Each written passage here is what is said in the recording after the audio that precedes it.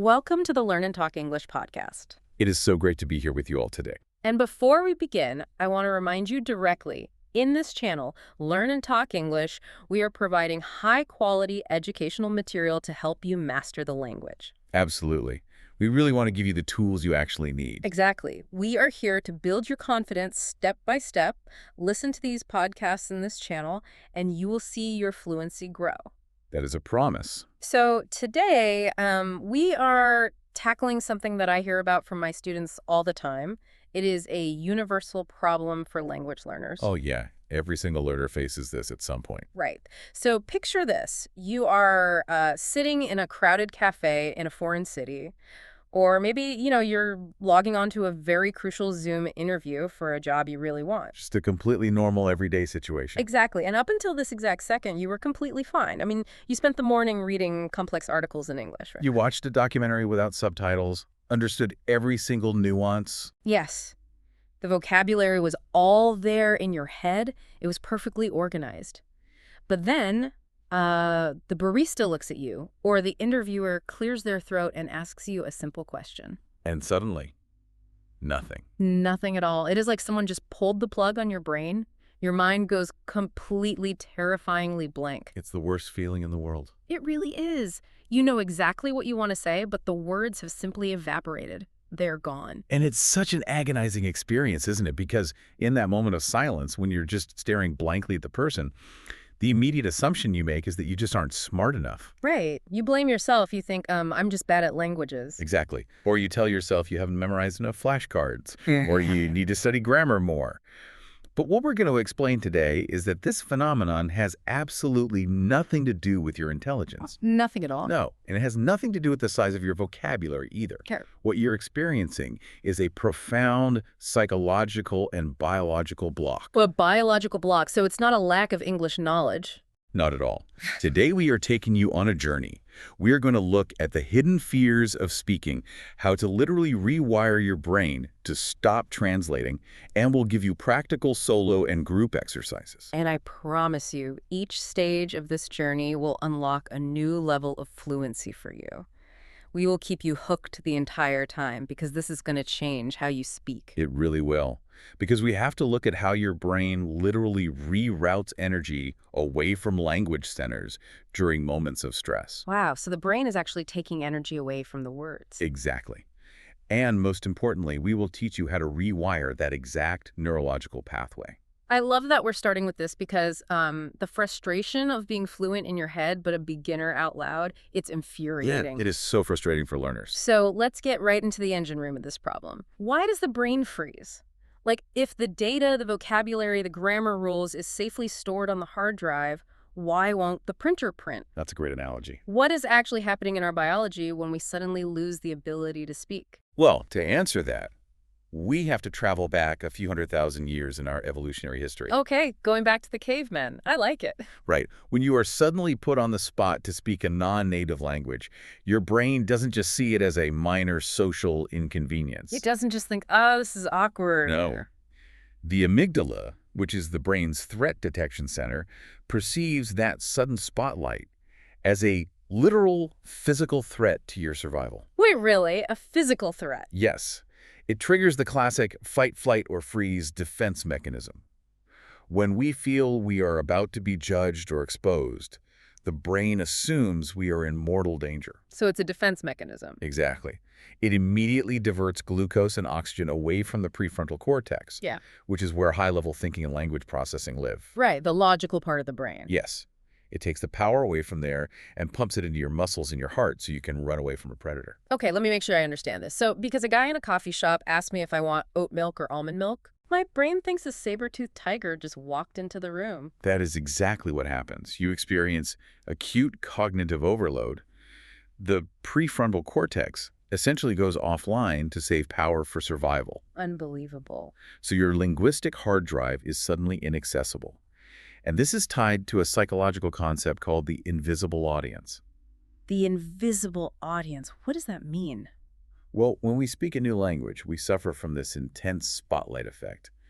We feel as though everyone in the room has stopped what they are doing, pulled out a notepad, and is meticulously evaluating our grammar. Oh, yes. You feel like everyone is judging your sentence structure and your intelligence. Right, even though they probably aren't paying attention at all. That fear of judgment is paralyzing. And if we're being honest, for many of you listening, this fear didn't just magically appear when you downloaded a language app last week. No, this goes way back. Yeah. This is old code in your brain.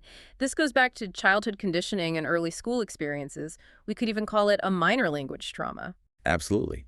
Traditional schooling is often a very high-stakes, punishing environment for languages. It really is. I'm thinking of those painful memories so many people have of being forced to stand up and read in front of a class of 30 peers. Oh, the worst. You mispronounce a vowel, the entire class erupts into laughter, or worse, a teacher harshly corrects you in front of everyone. Which is absolutely devastating for a developing brain.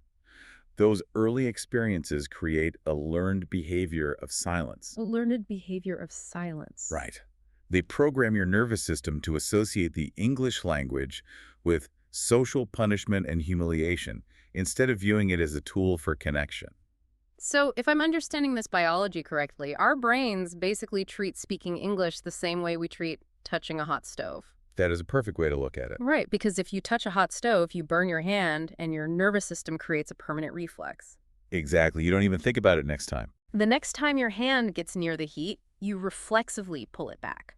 You don't logically think, this might be hot. Your body just violently protects you. Yes. In the same way, when you're asked to speak, the brain remembers the burn of being mocked in school, and it reflexively pulls your voice back. We freeze to survive. Wow. So the freeze isn't a failure, it's a protection system. It is a highly efficient protection system saving you from embarrassment. And this deep fear leads us straight into perfection paralysis and specifically the great accent myth. Oh, the accent myth. This is a massive pet peeve of mine. Let's completely dismantle this myth right now for our listeners. Please do. It ruins so many learners' confidence. The idea that there is one pure, perfect native accent that everyone must strive for is just linguistically absurd. It really is. English is a global language. It belongs to the world. It is spoken with hundreds of rich, diverse accents globally. Exactly. Someone from Glasgow sounds entirely different from someone in Houston. Who sounds completely different from someone in Cape Town or Auckland or Mumbai. Chasing this phantom perfect accent is a trap. What matters, and what research emphasizes over and over, is intelligibility. Intelligibility. Let's explain that word for our students. Intelligibility simply means being understood. Can the person across from you understand the ideas you're trying to convey? That's it.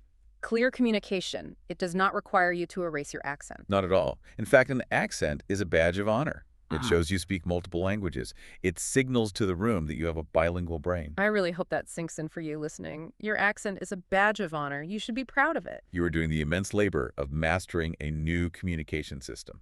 But let's look at the immediate result of this fear. We know fear causes the brain to freeze, and the immediate result is that we retreat into the safety of our native language. Which leads to the next massive hurdle. Right, the habit of mental translation. Yes, translation is the ultimate safety blanket, but it is suffocating your fluency. Suffocating it. Because you're treating English like a secret code you have to decipher. Exactly. Treating English like a code slows you down and breaks the rhythm of natural speech. You're doing exhausting mathematical equations in your head. Right, like you hear a sentence, you translate it to your native language. You figure out your answer in your native language. Then you translate it back into English, check the grammar rules, and then you speak. It's exhausting just listening to that process. It's like driving a car while constantly looking in the rearview mirror. I love that analogy. Your native language is the rearview mirror. It feels safe to look at where you came from. But if you keep your eyes glued to that mirror, you can't move forward smoothly. No, you'll crash. Exactly. You're driving at 1 mile per hour. To actually flow with the traffic, to speak fluently, you have to look at the front windshield. You have to experience English directly. And the reason that rear-view mirror driving slows you down so much is because of the limits of our working memory. Working memory. How much can our brains actually hold at once? Very little. Usually around 7 chunks of information. If you use all that power flipping between 2 dictionaries, you have 0 energy left for tone, body language, or actually connecting with the person. You're just a robot processing text. Right. You will always be a 3-second delay behind the actual conversation. Which makes you feel awkward, which triggers more anxiety, which triggers the freeze response again. It's a vicious cycle. So how do we rewire the brain? Hmm. How do we stop translating in our heads? Let's give our listeners step-by-step solutions. Yes, let's break this down slowly. Step 1. Step 1, start simple. Think in basic English. Drop the ego. Exactly. Most adult learners are highly intelligent in their native language, so they try to formulate deep philosophical sentences in English right away. And when they can't find the advanced word, they panic. Right. So describe your day in basic terms. Walk around your house and say, I am walking. The coffee is hot. The door is open. I am washing the dishes. Just very simple English. This greases the neural tracks, allowing English to exist in your brain without the middleman of your native language. Okay, start simple. What is step 2? Step 2 is using ready-made patterns or lexical chunks. Learn chunks of meaning rather than single words. Lexical chunks, so not just individual words like a dictionary. Right. Native speakers do not construct sentences word by single word. They use massive pre-assembled blocks of meaning. Give us an example. Instead of learning the word point, the word no, and the word there, you learn the entire chunk. There's no point in. There's no point in, okay, I see. Or I'm used to, if you know the chunk I'm used to, you bypass the grammar processing center completely. You just say, I'm used to the weather. I'm used to the traffic. It drastically reduces the cognitive load. You don't have to build the car, you just buy it fully assembled. Exactly. And step 3 is visual thinking. Visual thinking. How does that stop the translation reflex? Well, right now, your native word for dog is the primary key in your brain. English is just a secondary label. Yeah. We need to cut that connection. So how do we do that? I advise picturing the image of the object. When you see a dog, close your eyes and picture the actual animal, the fur, the sound it makes. Connect that image directly to the English word dog, bypassing the native word entirely. You tie the new language to the physical sensation. That makes perfect sense. And the final step is challenging yourself with speed and imperfection. Challenge yourself to answer simple questions instantly. Do not give your brain the 3 seconds it needs to translate. Force the words out immediately.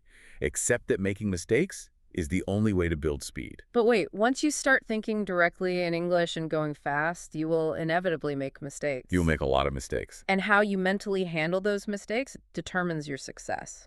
Which leads us into our next major topic, the science of positive self-talk. Yes, because if you beat yourself up over every mistake, you're just recreating that childhood trauma we talked about. Right, and I want to be clear, when people hear positive self-talk, they might think it's just silly motivational posters. But it's not.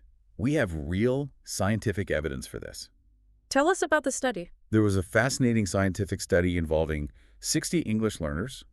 One group used traditional learning. The other practiced positive self-talk, or PST. PST, and what happened? The PST group showed massive improvements in their speaking skills.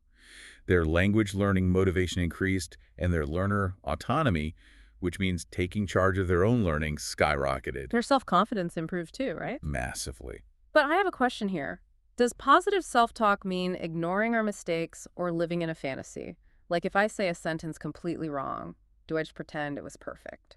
That is a great question, and no. It's absolutely not about delusion. It's about reducing cognitive load and anxiety so your brain can actually process language rather than drowning in panic. So it prevents the brain from shutting down. Right. When you make a mistake and your internal voice says, I am so stupid, your brain releases stress hormones, and those hormones shut down the language centers. Ah, so you literally cannot learn when you are panicking. Precisely.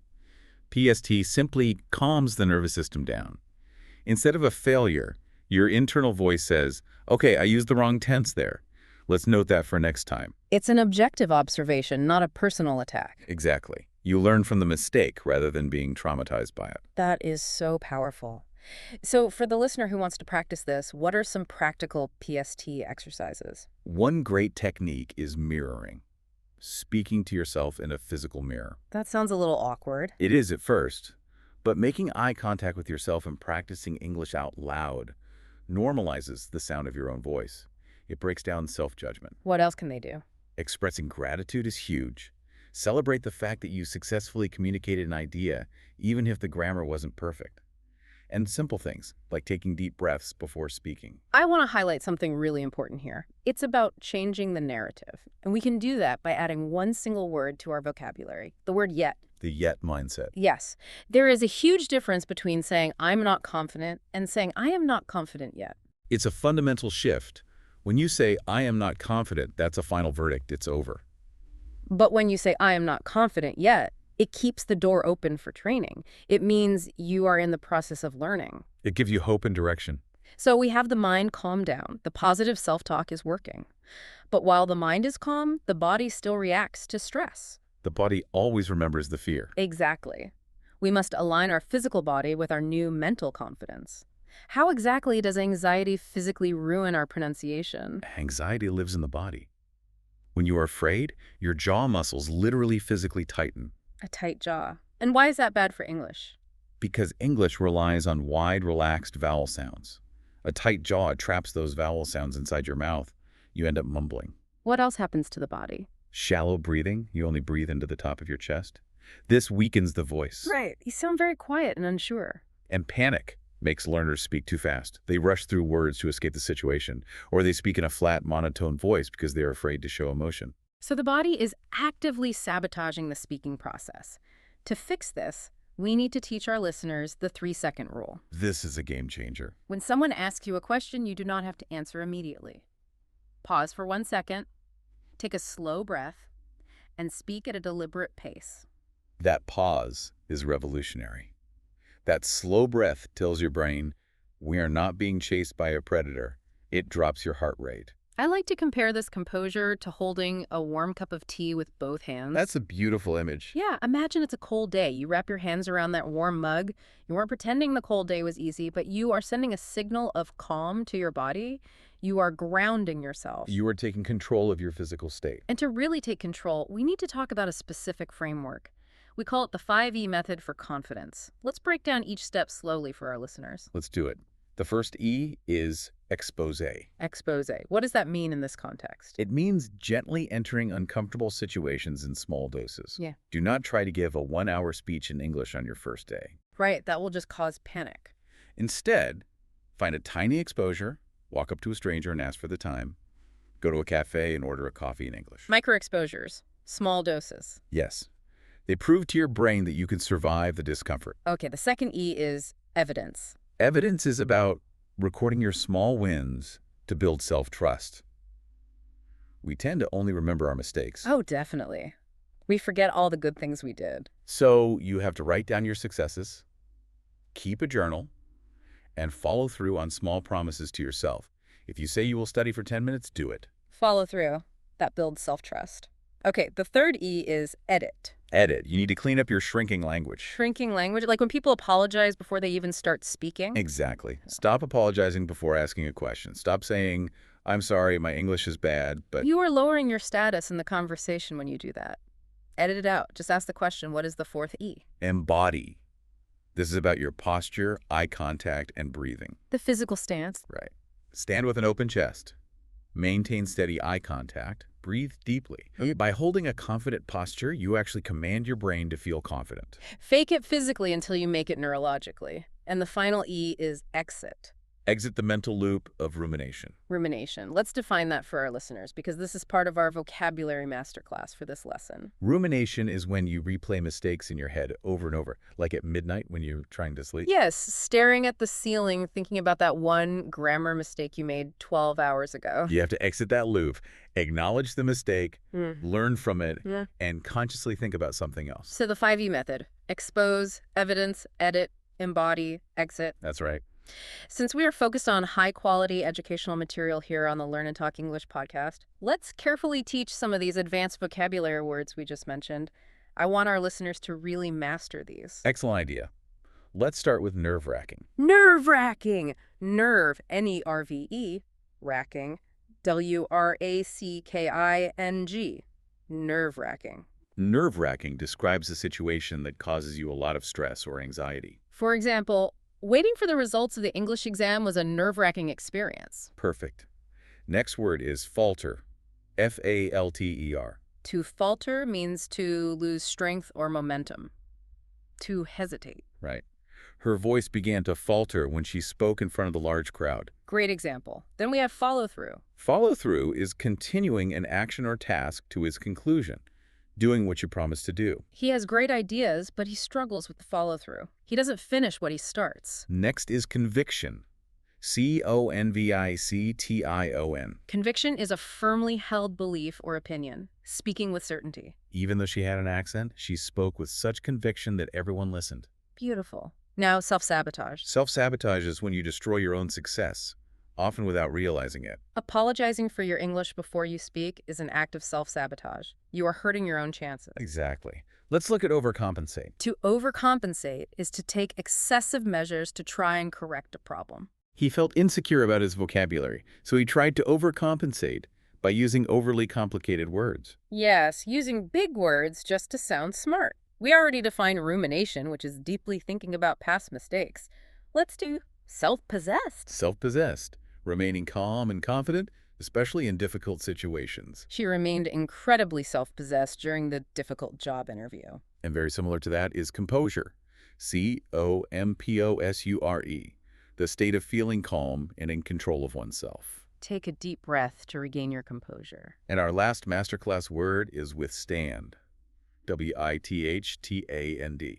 To withstand means to remain undamaged or unaffected by something, to endure it. You must learn to withstand the discomfort of making a mistake. Fantastic. So with the mind and body prepared and our vocabulary expanded, how can learners practice these skills alone? Before they face the real world, solo practice is key. Yes, powerful solo practice techniques. What is the first one? The shadowing technique. It is highly effective. Shadowing. Like a shadow on the wall. How does it work? Step 1.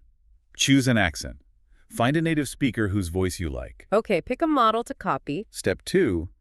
Listen actively to the native speaker. Really pay attention to their rhythm. Step 3. Repeat exactly as they speak. You listen to the audio and you speak out loud at the almost exact same time. You shadow their voice. You speak over them. That forces you to match their speed and intonation. Step 4. Record yourself doing this. That sounds scary, but necessary. Step 5. Check and compare. Listen to your recording and compare it to the native speaker. Notice the differences. And step 6, do it often. Repetition is how you build the muscle memory. Shadowing is brilliant because you don't have to think about grammar, you just focus on the sounds. And to help with those sounds, we have amazing digital language tools now.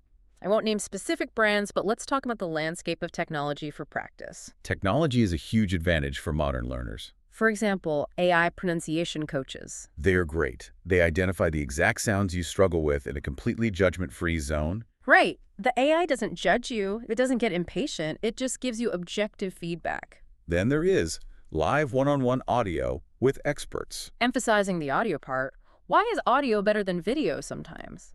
Because it removes visual anxiety. You don't have to worry about how you look on camera or reading the other person's facial expressions. You focus purely on speaking and getting professional feedback. That makes total sense.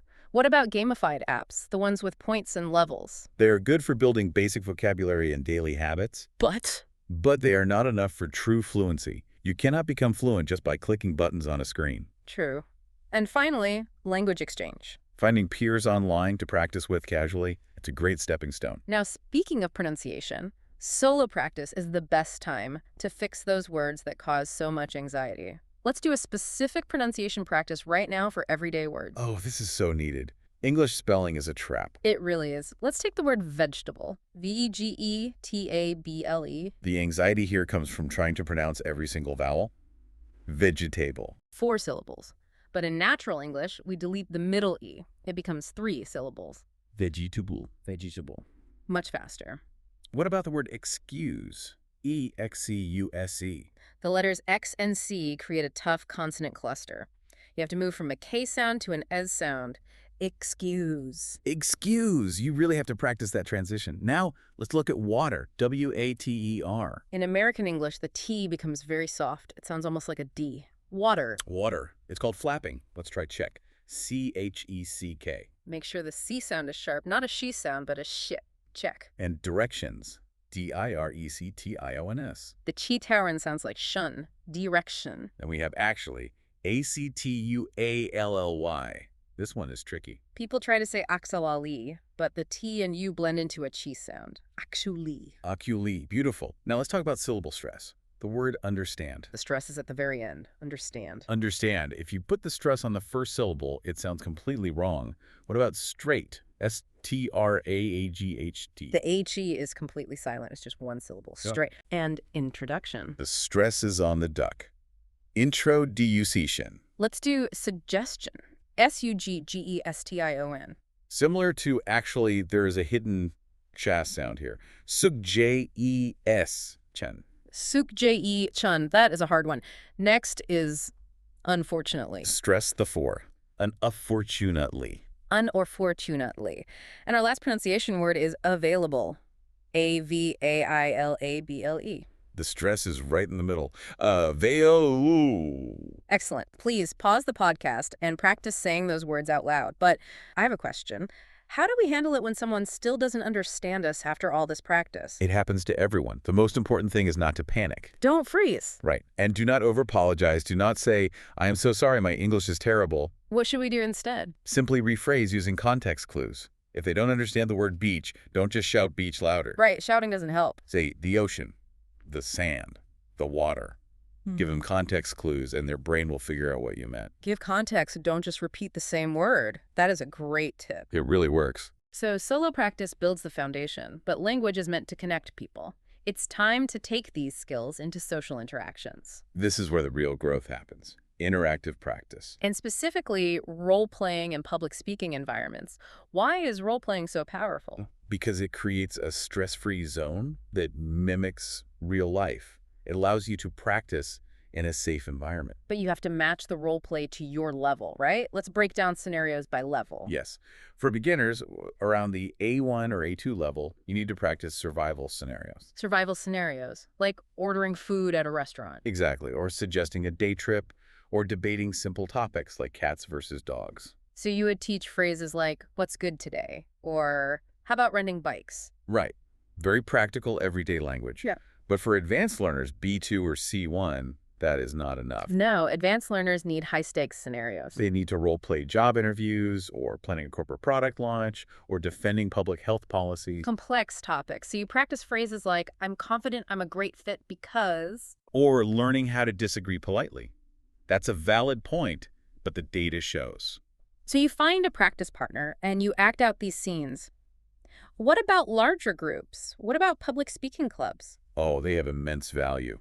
Joining local group practice environments is one of the best things you can do. These member-led environments help you embrace failure in front of a supportive audience. And they train your active listening skills. Often these clubs have specific roles for members. Like the filler word counter. I love this role. Yes.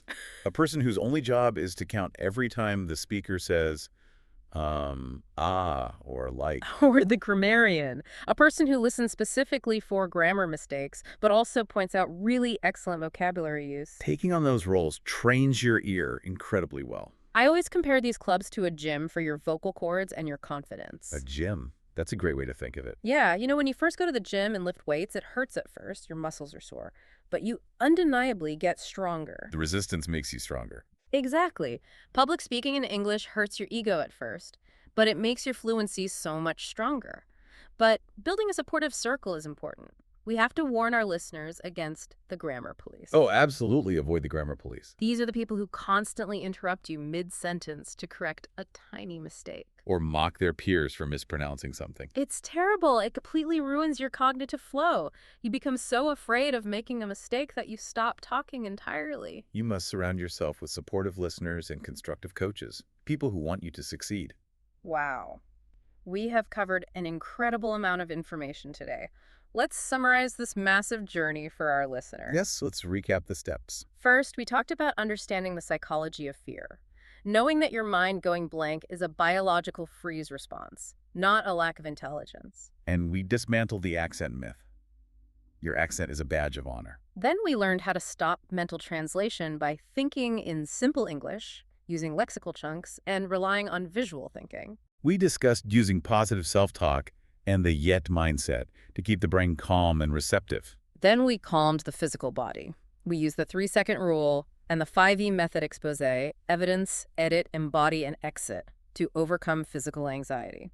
We practice solo with the shadowing technique and non-judgmental technology. And finally, we took those skills into the real world by engaging in role play and social speaking communities. It is a complete roadmap to fluency. It really is. Now, before we go, I want to leave you with a final provocative thought, something deep to think about. We spend so much energy trying to avoid feeling awkward. Yeah. We try so hard to never make a mistake. We just want to be perfect immediately. But what if the awkwardness and the mistakes you're trying so hard to avoid are actually the only bridge to the fluency you want? The mistakes are the bridge? Wow. What if true confidence isn't about never failing, but trusting that you will survive the failure and learn from it? That is profound. The friction isn't stopping you. The friction is the path forward. You have to walk through the awkwardness to get to the fluency. I really hope you take that to heart. Thank you for spending this time with us on this journey. Please subscribe and like this episode and leave your comments below. We read all the comments. Tell us what small step you will take today to build your confidence. What is your micro exposure going to be? Keep practicing and always remember to listen to the Learn and Talk English podcast in this channel. See you next time.